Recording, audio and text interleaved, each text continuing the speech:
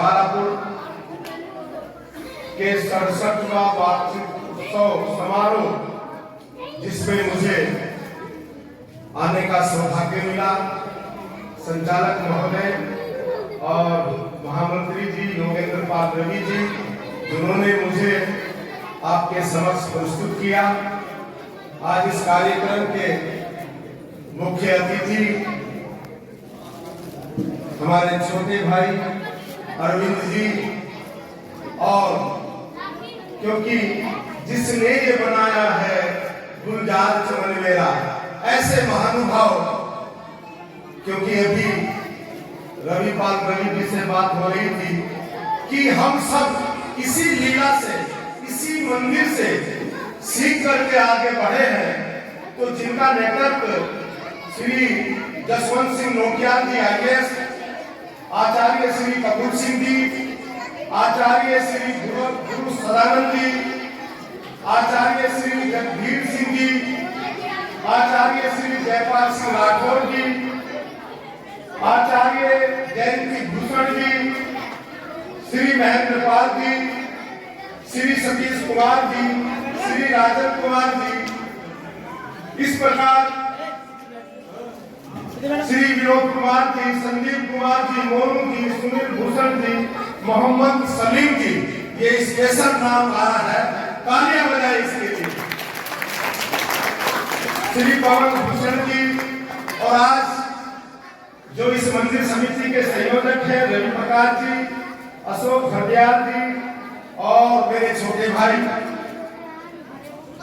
जिनका काम मैं देखता हूँ अपनी पार्टी में भी, सरकार में भी, और आयोग के सदस्य के रूप में भी, भाई श्यामल डबोडिया जी जो इस समिति के अध्यक्ष हैं, श्री शिवपाल रवि जी, योगेंद्र पाल जी का नाम मैंने लिया, ये संचालक जी कर रहे हैं, श्री विजय पाल जी, श्री राजन कुमार जी, श्री अजय मुखिया जी, श्री किरण पाल जी, अरविंद नोटियाल जी, श्री रक्षक लांबा जी, श्री योगेंद्र कुमार जी, श्री गोपाल जी, श्री अभिषेक कुमार जी, श्री दीपांशु दबोडिया जी, ये श्री गुरु रविदास लीला समिति मोहल्ला कड़क जवालापुर के सभी पदाधिकारीगण के चरणों में नमन करता हूँ कि इन्होंने इतना सुंदर मंदिर, मैं पहले भी कई बार यहाँ पर आया हूँ और मैं उनके बारे में भी जरूर कहूँगा।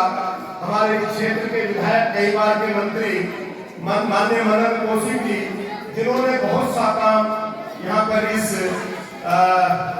मंदिर में सौंदर्यकरण कराने के लिए किया है, उनके लिए भी एक बार जोरदार तालियों से आप उनका स्वागत करें। अभी पूरा समय मुख्य अतिथि जी ने मुझे दिया है, अब मुझे एक बात तो हमारी रविपाल रवि जी बोल गए कि इन्होंने चमार साहब लिखवाया। मैं इस शब्द के बारे में अगर कहूं तो उस समय इसी मोहल्ले में रहने वाले विधायक जी मेरे साथ बैठे थे, तो मैंने प्रस्ताव मेरा दूसरा था। मैंने विधानसभा के अंदर कहा कि जिस पार्टी से मैं आता हूं वो सामाजिक समरसता की द्योतक है, जिस विचार परिवार से मैं आता हूं वो भी सामाजिक समरसता की द्योतक है। इस देश में, समाज में सामाजिक समरसता, समानता चाहते हैं, तो जब तक छोटी जाति और बड़ी जाति रहेगी तब तक सामाजिक समरसता की परिकल्पना करना व्यर्थ समझता हूं। इसलिए मैंने विधानसभा के अंदर कहा कि माननीय व्यक्ति, आप प्रेमचंद अग्रवाल जी लिखते हो क्योंकि आप अपनी जाति पर गर्व करते हो, इसलिए आपने अपने नाम के आगे अग्रवाल लिखा। नेता सदन त्रिवेंद्र सिंह रावत जो माननीय मुख्यमंत्री जी थे वो भी विधानसभा के अंदर थे।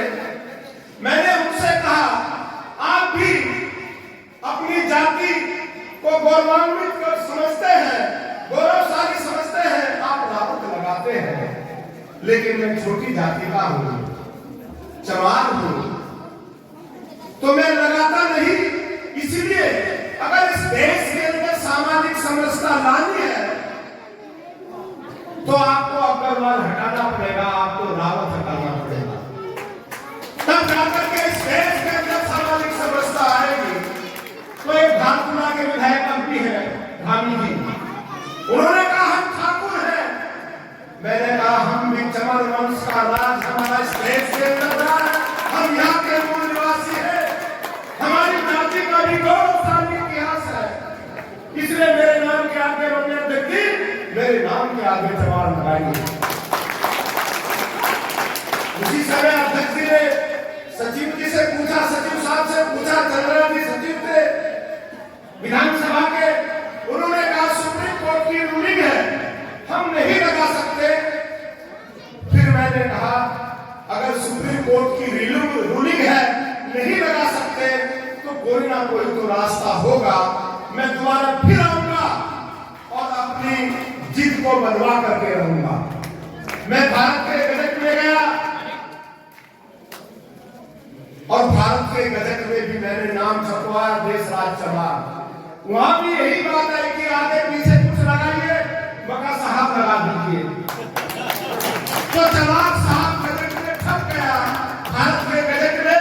फिर मैं विधानसभा में लेकर के गया तो किच्छा के विधायक थे शुक्ला जी, उन्होंने कहा तो धामी पहले तो चमार था, अब चमार साहब कहना पड़ेगा। तो नियत अगर सच्ची है, नियत अगर सच्ची है तो रास्ते निकल आते हैं, नियत अगर झूठी है तो बहाने हजार होते हैं। और क्यों न करूं मैं, मेरे गुरुजी ने कभी अपनी जाति नहीं छुपाई, मेरे गुरुजी ने कभी जाति नहीं छुपाई। और उन्होंने तो कहा कि चंद्रमास रक्त का तन बना आकार, आप पसारे देख लो सारा जगत चमार, सारा जगत चमार। इस संसार के अंदर 750 करोड़ लोग व्यक्ति हैं जो जैसे चमड़ी में ऐसे मांस, ऐसे रक्त, ऐसे अस्थि जो इससे बने हैं, वो सब के सब चमार हैं। दूसरी बात, मेरे गुरुजी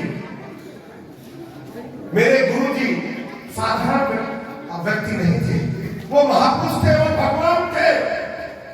उन्होंने एक एक बात ऐसी कही है जिसका तोड़ नहीं है, किसी के पास तोड़ नहीं है। अगर राजा महाराजाओं ने भी कोशिश की तो उन्होंने भी गुरुजी के चरणों में आना। दर्द राजा महाराजा महारानी उनकी शिष्य बनी, इसलिए हम उस गुरु की संतान हैं, उस गुरु के मानने वाले हैं। मैं कहना चाहता हूं एक बात कह करके, क्योंकि मुझे जैसे मुख्यमंत्री जी ने मुझे सारा समय दे दिया, इसलिए मैं थोड़ा समय दे रहा हूं। उन्होंने एक दोहा मैं आपके सामने प्रस्तुत करूंगा। उन्होंने कहा कि ऐसा चाहूं राज में, ऐसा चाहूं राज में जहां मिले सबन को अन्न, ऐसा चाहूं राज में जहां मिले सबन को अन्न, छोट बड़ संब से रविदास रहे बल। आज देश की सरकार, मैं कहना चाहता हूं, देश की सरकार, उससे पहले अटल जी की सरकार जब आई, ये गलत बात नहीं है, राजनीतिक बात मैं नहीं कहना चाह रहा हूं, लेकिन जो सच्चाई है वो आपके सामने रख रहा हूं। जब अटल जी की सरकार आई तो उन्होंने लाल कार्ड चलाए, 2 रुपए किलो गेहूं, 3 रुपए किलो चावल। और जब कोरोना काल आया तो देश के यशस्वी प्रधानमंत्री जी ने 80 करोड़ लोगों को 1 यूनिट पर 5 किलो अनाज फ्री, 80 करोड़ लोगों को फ्री अनाज देकर के गुरु रविदास जी को सच्ची श्रद्धांजलि अर्पित की। मैं ये बात इसलिए कह रहा हूं, आज देश की सरकार, प्रदेश की सरकार आज गुरु जी के पच्चीनों पर चल रही है। बाबा साहब अम्बेडकर जी के द्वारा बनाए गए संविधान के आधार पर आज वो आगे बढ़ रही है।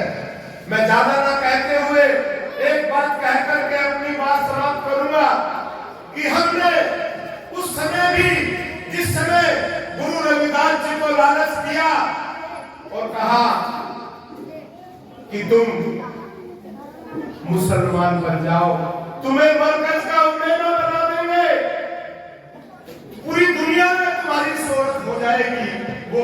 मुसलमान नहीं बने।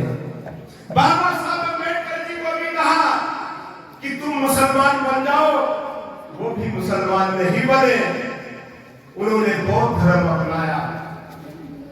तो मेरे भाइयों, आज हमारे समाज के कुछ लोग ईसाई धर्म की तरफ जा रहे हैं, जबकि हमारे संतों के शिरोमणि सद्गुरु रविदास जी का जो रास्ता है उस पर सिख धर्म के लोग चल रहे हैं।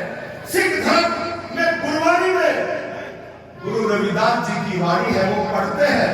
इसीलिए संसार में सबसे ताकतवर और सबसे अमीर कौन है? सरदार सिख।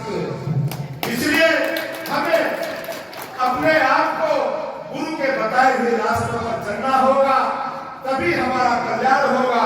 जिस प्रकार सिख धर्म के लोग, सरदार लोग गुरु जी की वाणी को पढ़ के संसार के सबसे बलशाली, शक्तिशाली व्यक्ति बने हैं, उनका समाज आगे बढ़ रहा है, वो दौलतमंद है।